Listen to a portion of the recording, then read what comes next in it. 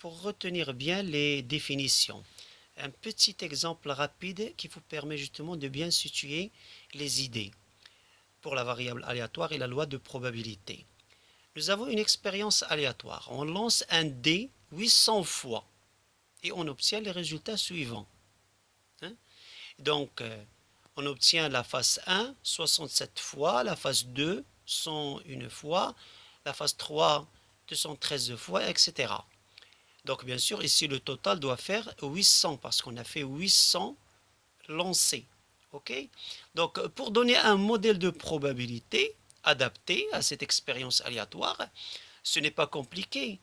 Tout simplement, on va prendre 67 sur 800. C'est-à-dire on a trouvé 67 fois la phase 1 sur 800 lancés.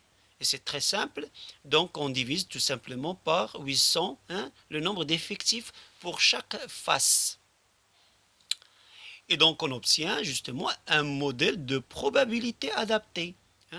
Donc c'est juste pour donner un exemple simple d'un tableau de probabilité, d'un modèle de probabilité. Alors, si on veut calculer par exemple ici la probabilité d'obtenir un chiffre impair, ben, c'est la somme des probabilités qui correspond au chiffre impair. C'est-à-dire P de x égale à 1, P de x égale à 3, x égale à 3, P de x égale à 5. Et en faisant la somme de ces trois, on obtient 454 sur 800. Bien entendu, on peut bien calculer ce chiffre-là en nombre décimal, ou mettre une valeur approchée, nombre décimal. Sachant parfaitement que si on fait la somme ici de toutes les probabilités, bon, nous allons obtenir 800 sur 800. C'est évident, c'est ce qu'on avait expliqué. La somme ici, ça fait 800. Donc on aura 800 sur 800 qui vaut 1. La somme des probabilités vaut 1. OK? Maintenant, passons à la variable aléatoire sur un ensemble fini. On considère une expérience aléatoire dont l'univers est un ensemble fini noté oméga. Bon. Une variable aléatoire notée x est une fonction. X, la variable, ce qu'on appelle la variable aléatoire, est une fonction qu'on note x. Bon, si on a l'habitude de noter x comme étant la variable, pas une fonction, mais là, c'est une variable mais fonction en même temps. C'est une variable mais une fonction qu'on note x, une variable aléatoire notée x. Et c'est une fonction qui est définie sur l'univers, l'ensemble des issues à valeur réelle. Ben, tout simplement, on associe un réel à chaque issue. Comme on a fait ici. On associe un réel à chaque issue. OK? Et donc, par exemple, on va prendre un exemple simple ici. Encore une fois, pour le lancer de dés. Supposons qu'on lance un dé. Ben, on va affecter la valeur 0. On va plutôt affecter la valeur 1. On lui associe la valeur 1 au multiple de 3. Donc nous avons 3 et 6 pour les lancers de dés, dont les valeurs sont des multiples de 3. Donc les issues qui vont avoir 3 et 6 qui sont les multiples de 3, on va leur affecter la valeur réelle 1. Et les autres, c'est 0. Donc l'univers, c'est quoi? Pour faire un récapitulatif, l'univers, c'est 1, 2, 3, 4, 5, 6. Pour le lancer de dés, on obtient l'une des faces. Donc c'est ça l'ensemble des issues. X de oméga, c'est-à-dire la variable aléatoire, définie sur oméga, sur cet univers-là, ben, on obtient 0 ou 1. C'est-à-dire les images, tout simplement, de la fonction x, définie sur oméga, à valeur réelle. Donc nous avons que ces deux valeurs-là. Mais si on veut calculer la probabilité pour x égale à 1, ben, Ben, ça veut dire qu'on a obtenu une issue 3 ou 6, des multiples de 3.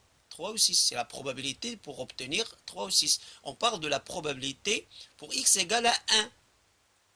Et bien ça nous fait, on a deux possibilités, donc 2 sur 6, et ça nous fait un tiers.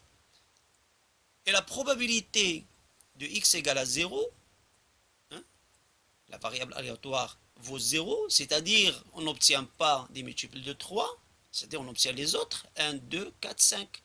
Et nous avons 4 possibilités, 4 sur 6, ça fait 2 tiers. Ok? Maintenant, je vais vous donner la définition de l'espérance.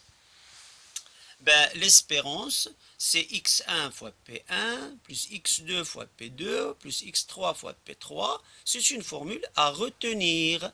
Hein? Dans notre cas ici, nous avons l'espérance qui vaut, alors pour x égale à 0, donc x égale à 0, c'est 0 fois 2 tiers, puisque la probabilité c'est 2 tiers. Hein? x0 fois p0, hein? Donc voilà, la première. Et après, plus x égale à 1, x1 fois p1, hein? Fois p de x égale à 1. Et donc ça fait 1 fois 1 tiers. Donc du coup, là c'est 0, et là il reste 1 fois 1 tiers, ça fait 1 tiers. Et donc l'espérance, à savoir, si l'espérance vaut 0, ce que le jeu est équitable pour le joueur.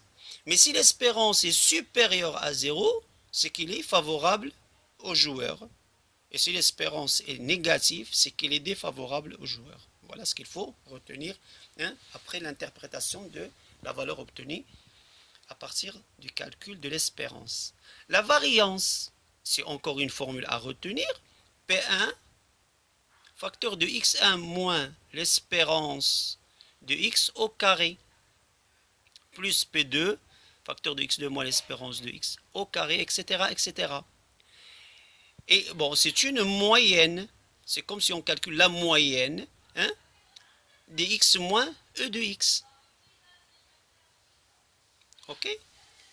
Après l'écart type, c'est que la racine carrée de la variance. Ce sont des formules à retenir. C'est important. Et si on revient un peu sur les calculs de la variance, dans notre cas, notre exemple, ben, la variance ici, ben, ça va être 4 sur 27. Parce que nous avons P1 pour x égale à 1, hein, x1 moins l'expérience. Donc il va y avoir ici